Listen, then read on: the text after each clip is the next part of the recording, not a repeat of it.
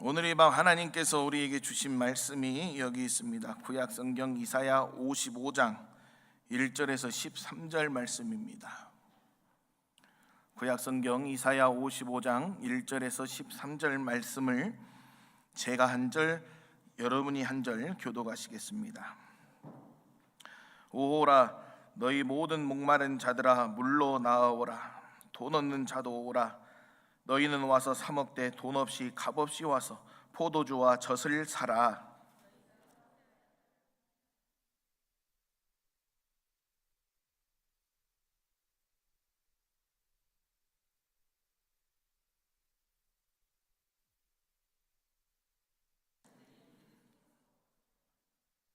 너희는 귀를 기울이고 내게로 나와 들으라. 그리하면 너희의 영혼이 살리라. 내가 너희를 위하여 영원한 언약을 맺으리니 곧 다윗에게 허락한 확실한 은혜이니라.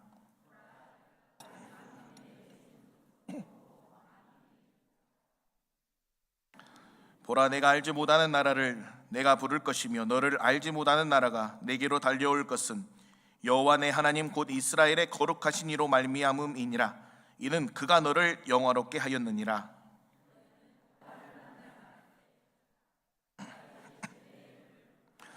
악인은 그의 길을, 불의한 자는 그의 생각을 버리고 여호와께로 돌아오라. 그리하면 그가 긍휼히 여기시리라. 우리 하나님께로 돌아오라. 그가 너그럽게 용서하시리라.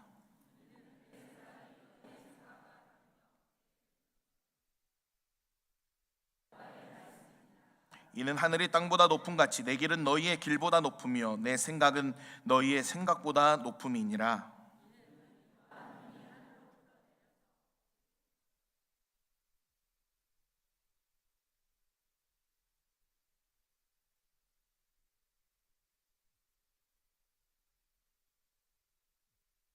내 입에서 나가는 말도 이와 같이 헛되이 내게로 되돌아오지 아니하고 나의 기뻐하는 뜻을 이루며 내가 보낸 일의 형통함이니라.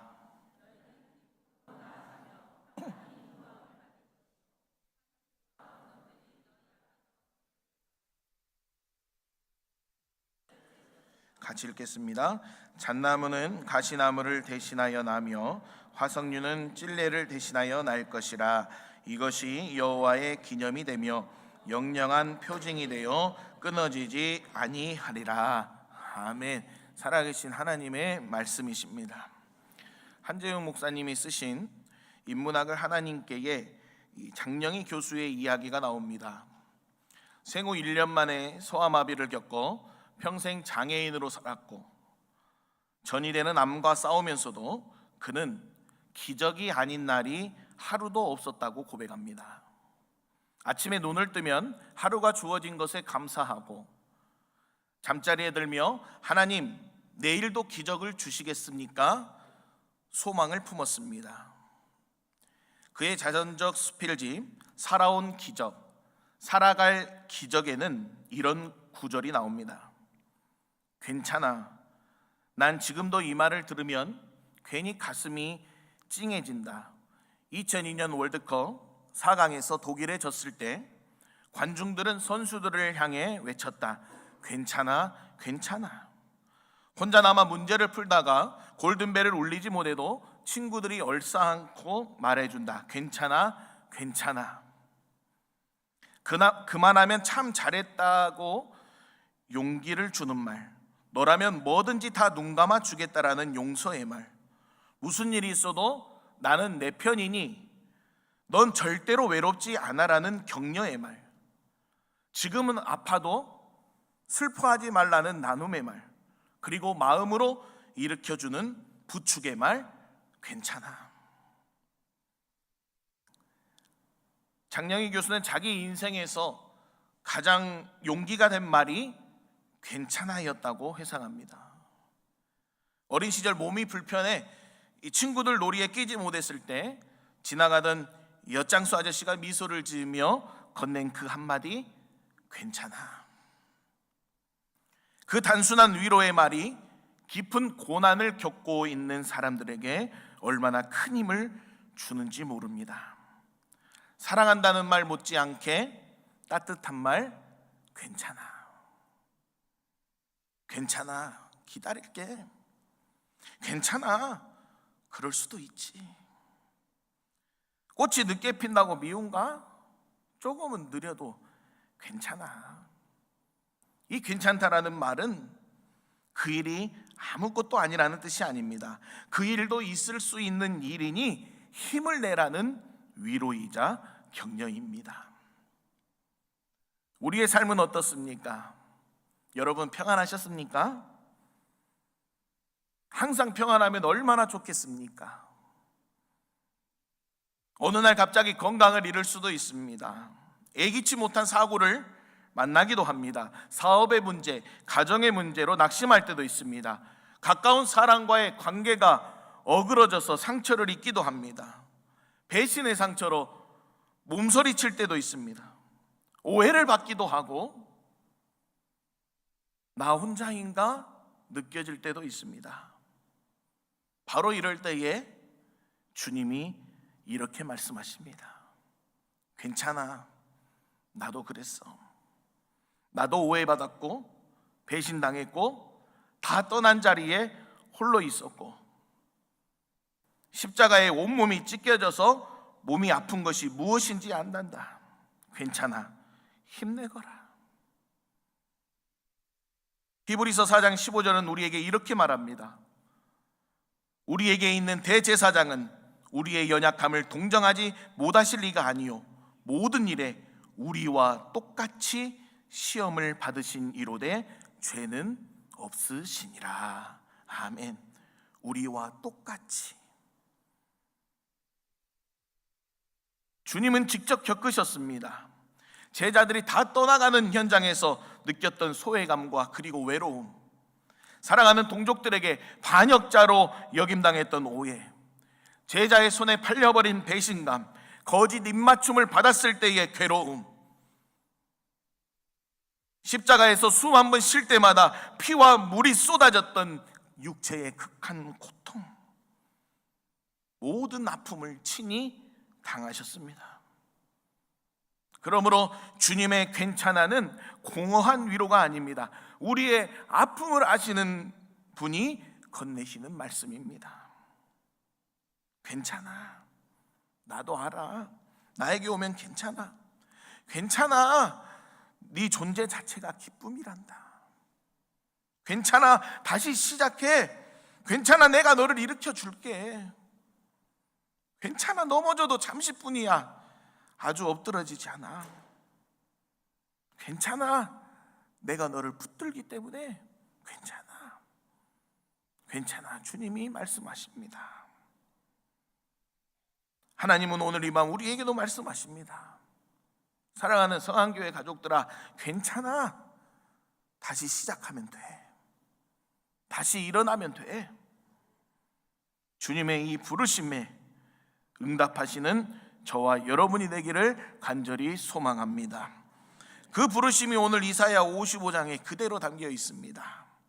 주님은 우리를 향해 지금도 손을 내밀고 계십니다.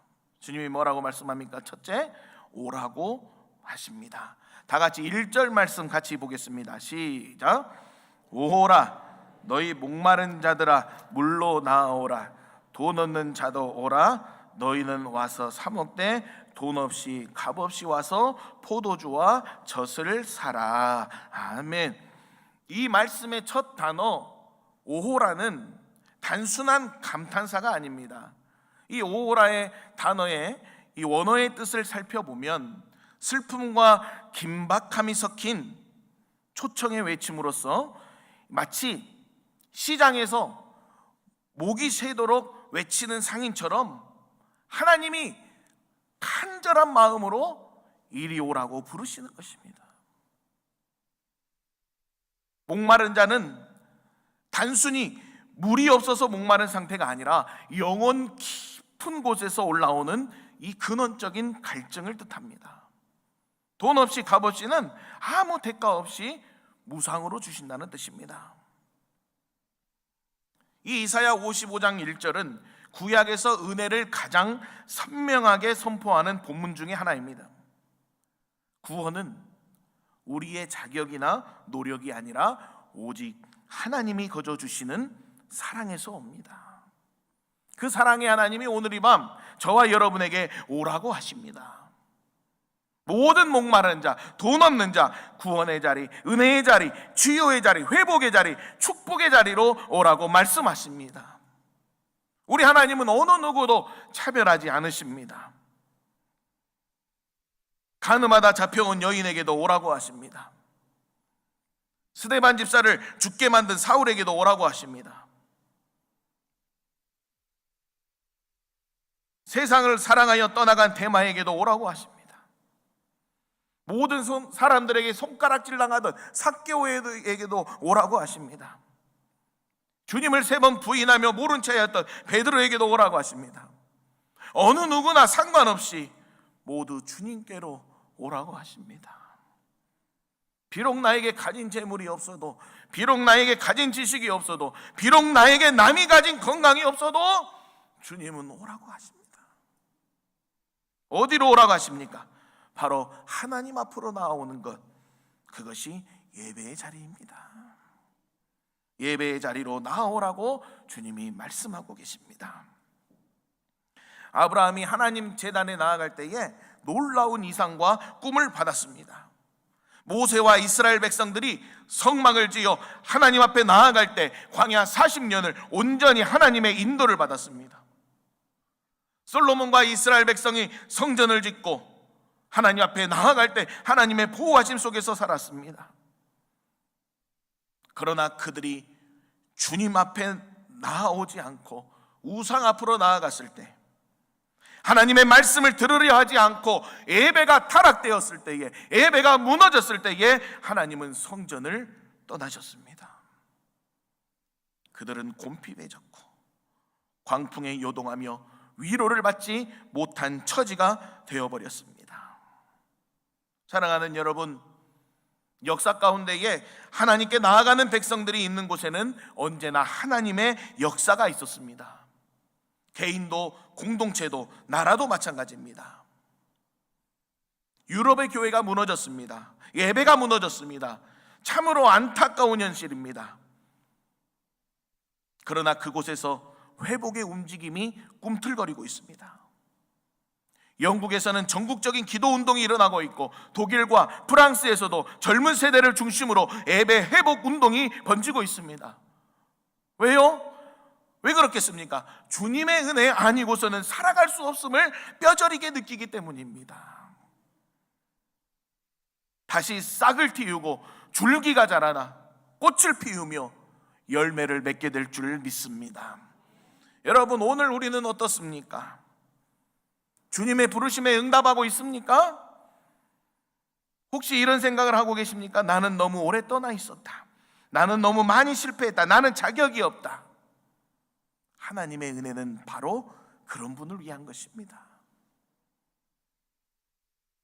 하나님은 1분 1초도 우리에게서 눈을 떼지 않으시고 오라고 하십니다.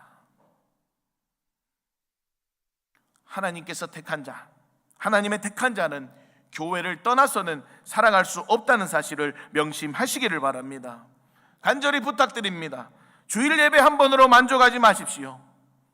주님 앞에 더 자주 나아올수록 우리 영혼은 더 깊이 채워집니다. 주일 낮, 주일 밤, 수요일 밤 새벽을 깨우는 저와 여러분이 되기를 간절히 소망합니다. 오라 오라 방황치 말고 오라. 성 안의 가족들아 이리로 오라. 주 예수 앞에 오라. 아멘. 첫은 잡기가 상당히 어렵습니다. 10번 연습하고 올라왔어요.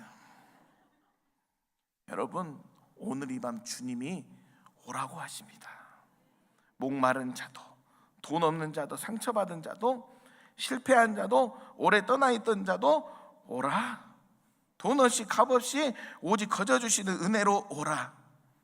주님이 지금 이 자리에서 저와 여러분을 부르고 계십니다. 그 부르심에 응답하는 저와 여러분이 되길 간절히 소망합니다. 둘째로 뭐라고 말씀하십니까? 사라고 하십니다. 자, 다 같이 1절 말씀 다시 읽어보겠습니다. 시작. 오호라 너희 모든 목마른 자들아 물로 나오라. 돈 없는 자도 오라. 너희는 와서 사 먹되 돈 없이 값 없이 와서 포도주와 젖을 사라. 아멘. 주님께로 와서 돈 없이 값 없이 포도주와 젖을 사라고 하십니다. 여러분, 포도주와 젖이 무엇입니까? 히브리 문화에서 포도주는 기쁨과 생명의 상징이며 젖은 풍요와 양육을 상징합니다. 그런데 예수님이 오신 이후 이 말씀을 보면은 훨씬 깊은 의미가 드러납니다.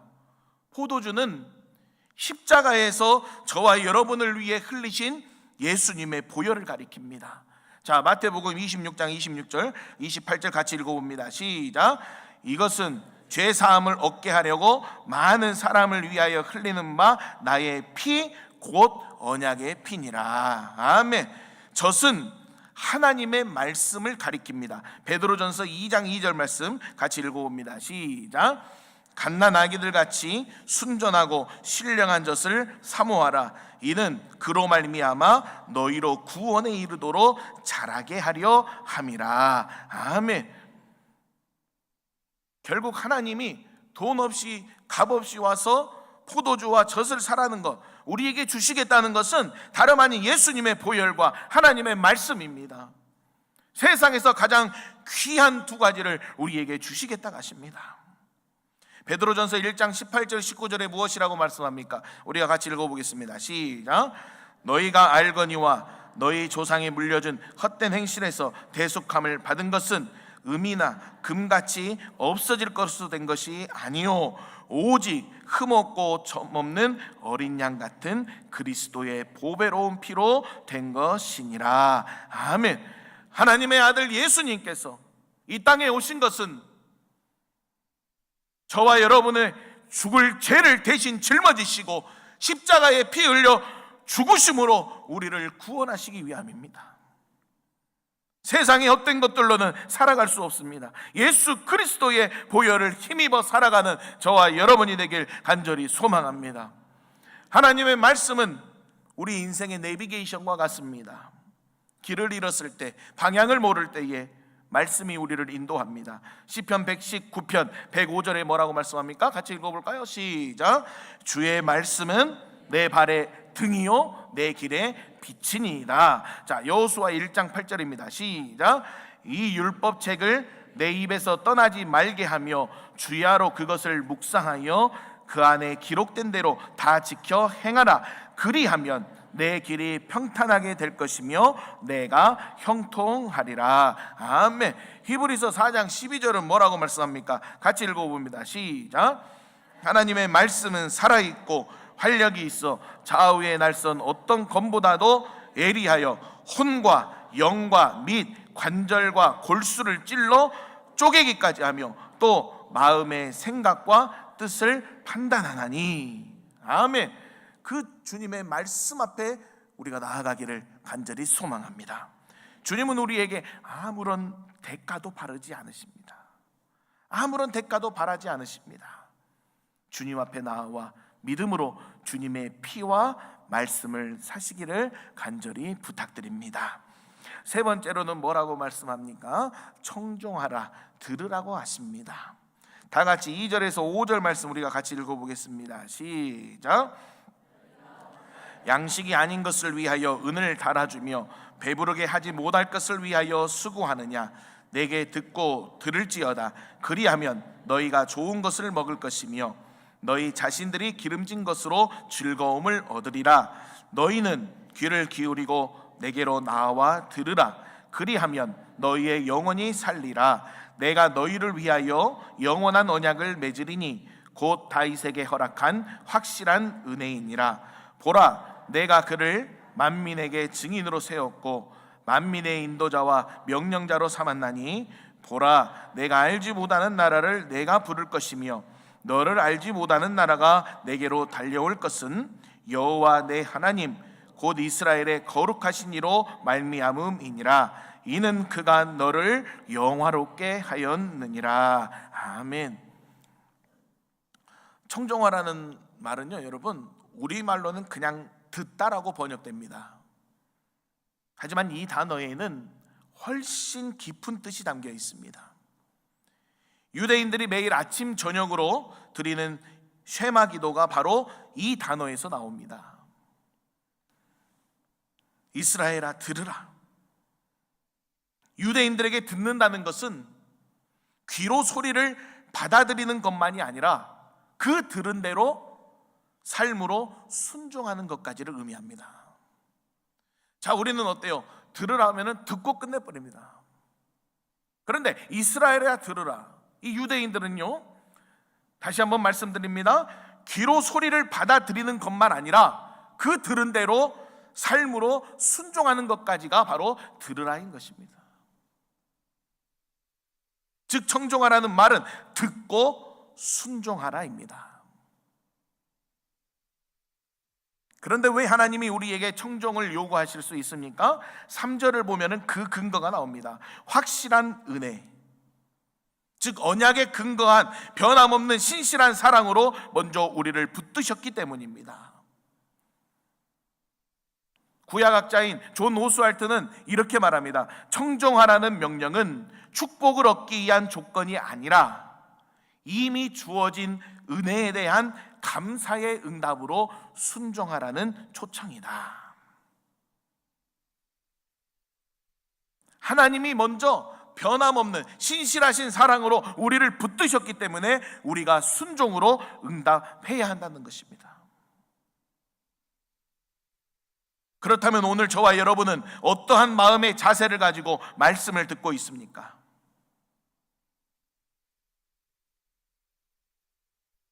단순히 듣고 끝내는 것이 아니라 말씀에 철저히 순종하는 것, 그것이 바로 청종입니다. 오늘 이 시간 저와 여러분의 모습을 돌아보는 시간이 되기를 간절히 소망합니다. 모든 말씀을 나에게 주시는 말씀으로 받고 있습니까? 아니면 말씀을 구별하여 듣고 있습니까? 여러분, 우리 갓난아이들이, 어린아이들이 젖을 구별하며 먹습니까? 우유를 구별하며 먹어요? 잠시 손 들고 어머니 너무 뜨겁습니다. 잠시 좀 식혀주셨으면 좋겠습니다. 아니면 너무 차갑습니다. 좀 더 따뜻하게 데펴 주셨으면 좋겠습니다. 여러분, 그런 아이는 없습니다. 배가 고프니까 사정없이 빨아댑니다. 인정 사정 없이 그냥 빨아댑니다. 말씀도 마찬가지입니다. 강단에서 선포되는 하나님의 말씀을 골라 듣지 마시고 오늘 이 말씀이 나에게 주시는 말씀이라는 마음으로 받으시기를 간절히 소망합니다. 어느 때에는 여러분 힘이 되고 위로가 됩니다. 그런데 어느 때에는 회초리처럼 아픕니다. 어느 때에는 쓴 약처럼 쓰라립니다. 어느 때에는 내 환경이나 내 상황과 맞지 않다고 느껴지기도 합니다. 그래도 듣고 순종해 보십시오. 목자는 양에게 해로운 것을 주지 않습니다. 때로는 쓴 약도 아픈 회초리도 결국 양을 살리기 위한 목자의 사랑입니다. 왜냐하면 말씀을 주시는 분이 바로 나의 목자이시기 때문입니다. 시편 23편에 무엇이라고 말씀합니까? 우리 같이 한번 읽어볼까요? 1절에 4절입니다. 시작. 여호와는 나의 목자시니 내게 부족함이 없으리로다. 그가 나를 푸른 풀밭에 누이시며 쉴만한 물가로 인도하시는도다. 내 영혼을 소생시키시고 자기 이름을 위하여 의의 길로 인도하시는도다. 내가 사망의 음침한 골짜기로 다닐지라도 해를 두려워하지 않을 것은 주께서 나와 함께 하심이라. 주의 지팡이와 막대기가 나를 안위하시나이다. 아멘. 하나님은 우리의 목자십니다. 우리를 부족함이 없게 하십니다. 때로는 쓴 약을 주면서 아픈 회초리를 때려서라도 우리를 어디에 놓이시는 겁니까? 푸른 풀밭에 놓이시고 쉴만한 물가로 인도하신다고 말씀합니다. 여러분, 푸른 풀밭으로 가는 길에 사망의 음침한 골짜기가 있을 수도 있습니다. 그런데 중요한 것은 그 사망의 음침한 골짜기는 머무는 곳이 아니라 푸른 풀밭으로 가기 위한 잠시 지나는 곳입니다.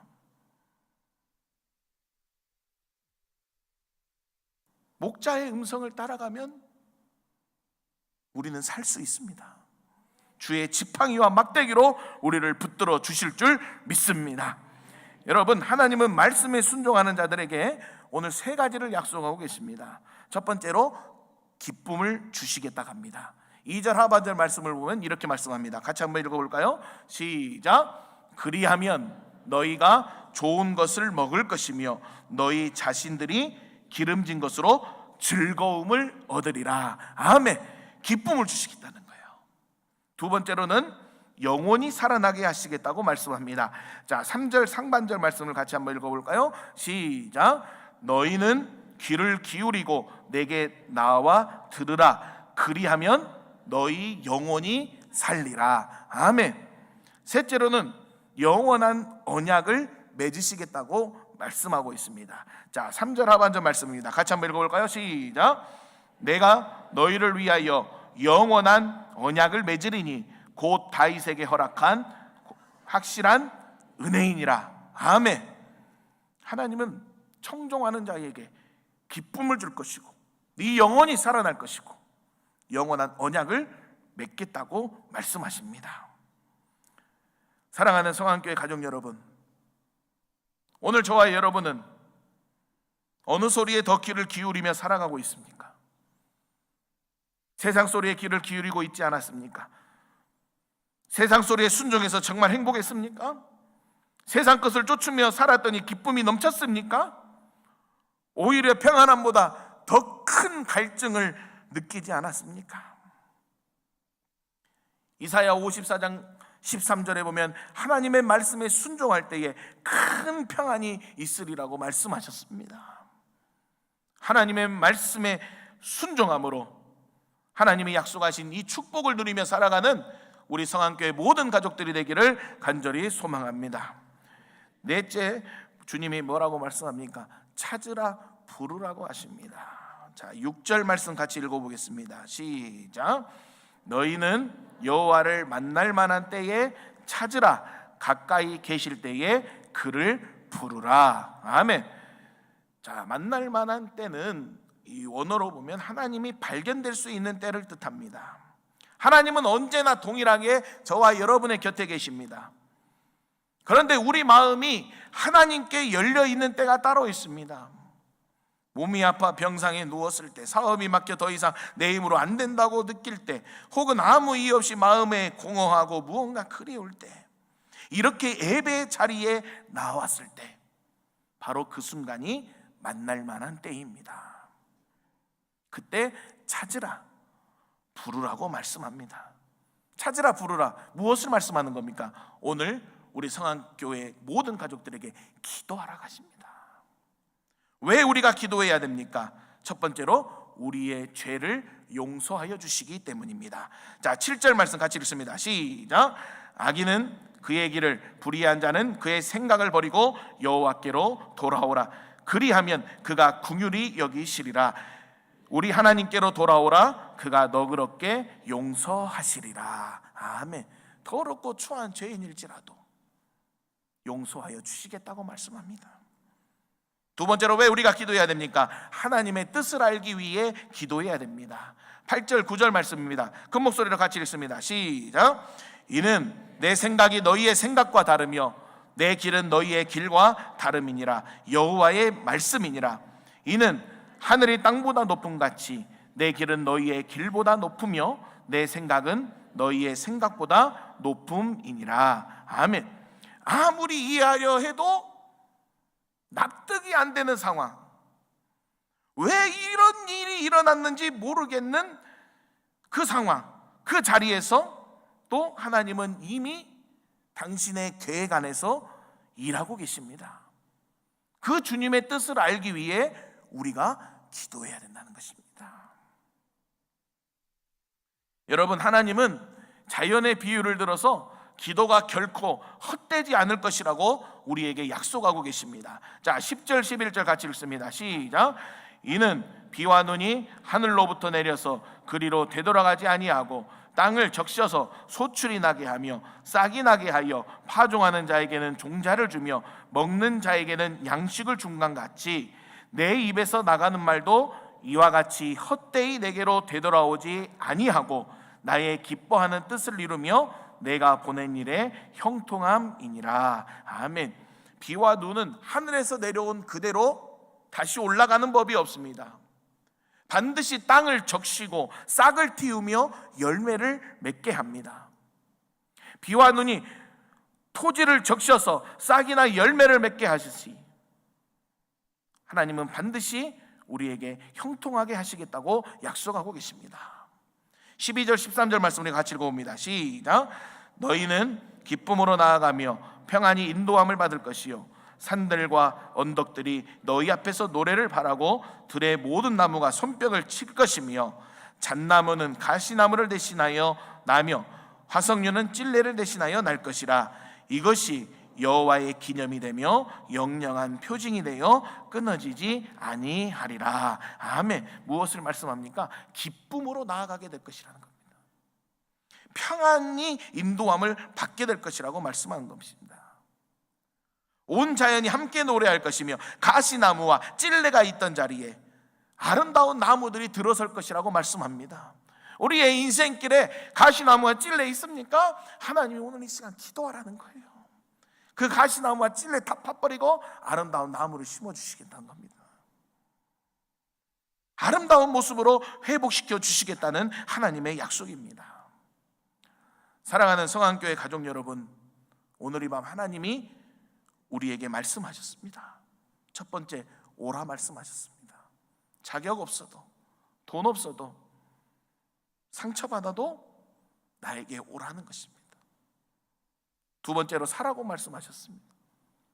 거저 주시는 은혜인 포도주와 젖을 믿음으로 받으라고 말씀합니다. 세 번째로, 청종하라고 말씀하셨습니다.